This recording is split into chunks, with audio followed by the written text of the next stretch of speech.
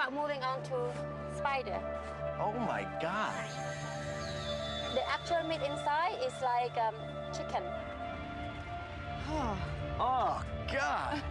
We almost, oh, don't throw. Tonight on 1,000 Places to See Before You Die.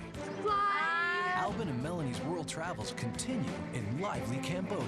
The one thing I've already heard about Cambodia is that it's the land of smiling faces. In Siem Reap, they are humbled by the magnificence of the sprawling ancient temple of Angkor Wat. Look at this, Melanie. In Cambodia's interior, they meet up with the community living in a floating village. I've never been able to even imagine something like this. In the capital of Phnom Penh, the Yulis are inspired by the Cambodian spirit that has risen from the ashes of a reign of terror. This is actually the first time I've ever seen Alvin cry. All this and more tonight on 1,000 Places to See Before You Die. You see only 936 full moons in your lifetime. You live through only 312 seasons. And you get only 88 weeks of paid vacation. What if you had the chance to see the world? Meet Alvin and Melanie Yuli, newlyweds with a spirit of adventure, who leave their lives in Colorado behind to go on the journey of a lifetime. Inspired by the book, 1,000 Places to See Before You Die, they lead us on a 5-month, all-expenses-paid odyssey around the world. Some people have said to us, how can you put your life on hold? And our response is, how could you not? 1,000 Places to See Before You Die.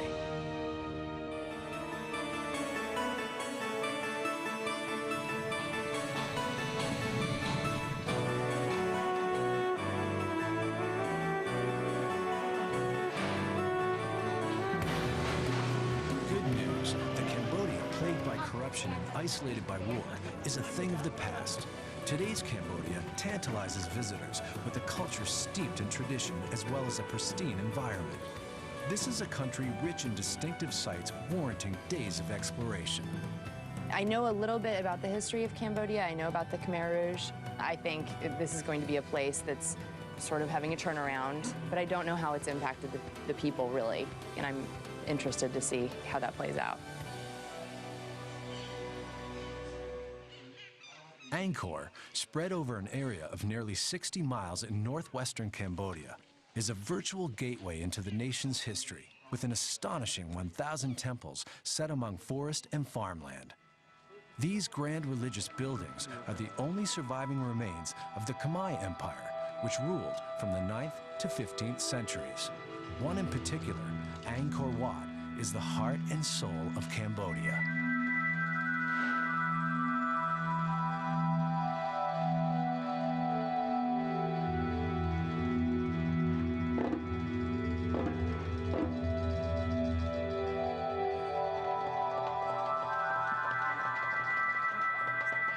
Built in the early 12th century, this holy Buddhist temple is to this day the largest religious monument in the world.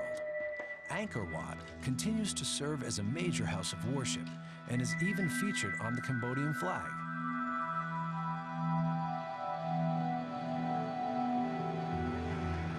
Angkor Wat was built for King Surya Varman II as his state temple and capital city. Dedicated to the Hindu god Vishnu, the temple is embellished with intricate statues, carvings, and bas-relief depicting scenes from Hindu mythology. And what were these two structures? That's the library. Library? Yeah, library on both sides. This is exciting. I have read about this place and looked at pictures for years. Well, there are more excitement to come. This is only just the main gate. This was built in the early 12th century, early of the 12th century. 12th century. It's huge. By two different kings. It's all stone. The one thing I was really surprised at was how sort of mythical it looked. It almost looked like it wasn't real. This 4-mile-long temple has 5 central towers representing the sacred Mount Meru, the center of the universe in Hindu mythology. The outer walls represent the mountains and the edge of the world, with the 570-foot wide moat symbolizing the oceans beyond.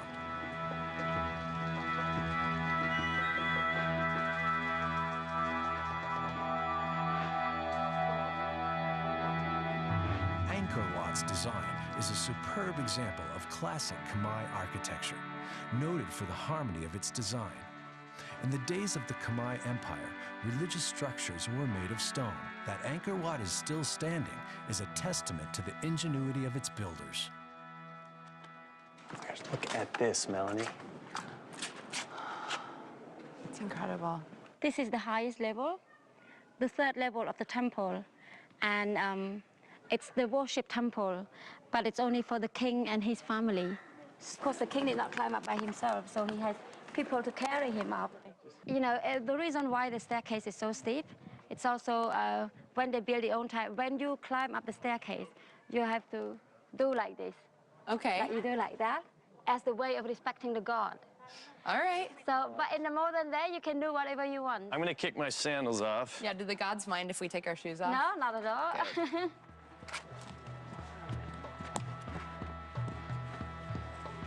This is a much better way of Yeah, doing it. I kind of like this way. Yeah.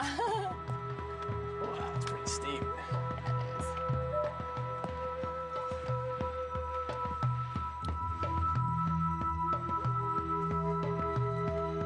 Not everybody was allowed up here. This was just for royalty, correct? Yeah, that's right.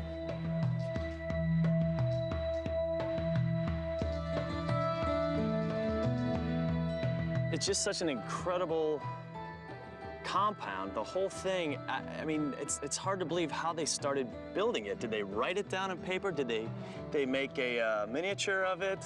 I mean, I'm not surprised our ancestor back then could do this structure, could do this plan, because if you look at the Khmer Empire, we were the glorious one. It was the glorious time of the Khmer.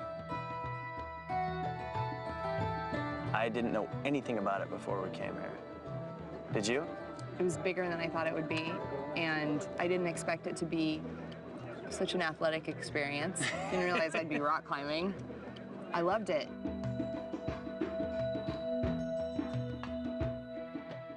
Melanie and Albin's next stop is in northern Cambodia, in the town of Siem Reap to be exact, set on the banks of the river of the same name. They hope to get a better sense of this expansive region by seeing it from a hot air balloon far above. Nice. It doesn't look scary. Does it look to you? That looks horrifying. Nervous? As long as I don't look down, I'm fine. If I look out, it's great.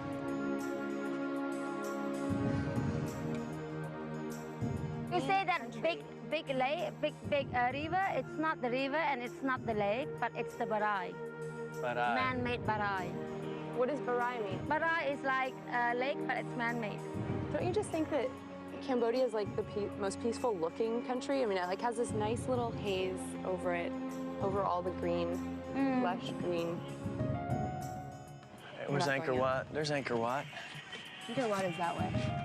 Only after exploring Angkor Wat first on foot and then from on high can the Yulis fully appreciate the magnitude of this ancient temple. What I love about here, you know, being up here, is that you can see the perfect example of the Cambodian landscape. Yeah. It's very peaceful up here too, isn't it? It's very serene. Very quiet. I'm going down, Mel. Headed back down. You survived another one. Another adventure. Traveling teaches you more than any article, any book, any conversation ever could teach you, because you're actually experiencing everything.